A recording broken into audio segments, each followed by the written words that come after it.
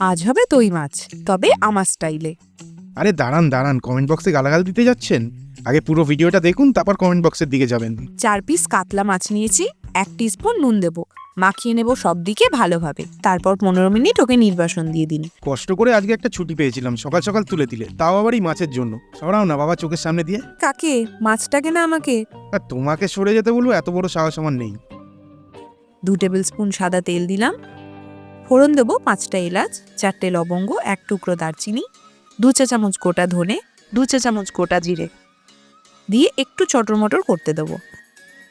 দেবো 2টো পেঁয়াজ, দেখেই বুঝতে পাচ্ছেন বেশি কিছু করিনি, জাস্ট বড় বড় ডাইস করে কেটে নিয়েছি।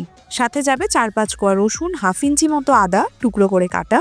2 মিনিট এটাকে নাড়াচাড়া করে নেব। এবার 1 কাপ জল দিয়ে দেবো, ঢেকে দেবো যতক্ষণ না পর্যন্ত পেঁয়াজ সেদ্ধ হয়ে নরম হচ্ছে। 15-20 মিনিট সময় লাগবে এটা সেদ্ধ হতে। মশলাটা পুরোপুরি ঠান্ডা করে ঢেলে নেবো মিক্সি জারে। এই সাওয়াস, এটা কি ম্যাজিক! তোমার বাবা পিসি সরকার ছিলেন নাকি? এই তুমি আমার বাপ তুলছো? হ্যাঁ, তুমি যে আমার পুরো গুষ্টিটাকেই তুলে নাও। সে তো এমনি। একদম মিহি একটা পেস্ট বানিয়েছি, না হলে রান্নাটা ভালো হবে না কিন্তু। 3 টেবিল স্পুন সাদা তেল গরম প্যানে ঢেলে দিলাম। তেল থেকে হালকা ধোঁয়া বেরোবে, সেই সময় মাছ ছেড়ে দেবো। দই মাছ করলে আমি মাছটা কিন্তু হালকাই ভাজি, বাকিটা আপনাদের ব্যাপার, যেমন ইচ্ছা তেমন করে ভাজবেন। 2 পিঠ ভাজা হলে মাছ তুলে নেব। ওই তেলেই ফোড়ন দিয়ে দেবো 2টো তেজপাতা, 2টো শুকনো লঙ্কা, তারপর বানিয়ে রাখা মশলার পেস্টটা দিয়ে দেবো। এবার শুধু ধৈর্য ধরে মিডিয়াম আঁচে এটাকে কষিয়ে তেল ছাড়াতে হবে। তেল ছেড়ে গেলে একদম আঁচ কমিয়ে বা গ্যাস অফ করেই টক দই দেবো 100 গ্রাম মতো, ভালো করে ফেটিয়ে রেখেছিলাম। ঝটপট মিশিয়ে নিন। এবার নুন দেবো স্বাদ মতো, সাথে 1 টেবিল স্পুন চিনি আর 1 কাপ জল।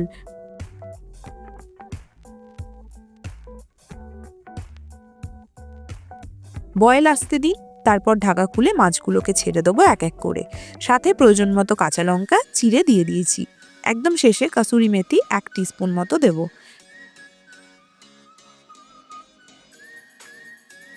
ঘি তো আমাকে দিতেই হবে, কিন্তু 1 চামচই দিলাম।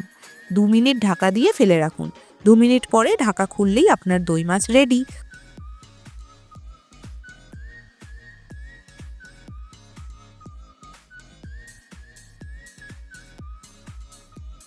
ওপর থেকে 1 চিমটে গোলমরিচ ও চিলি ফ্লেক্স দিয়ে গার্নিশ করে নেব।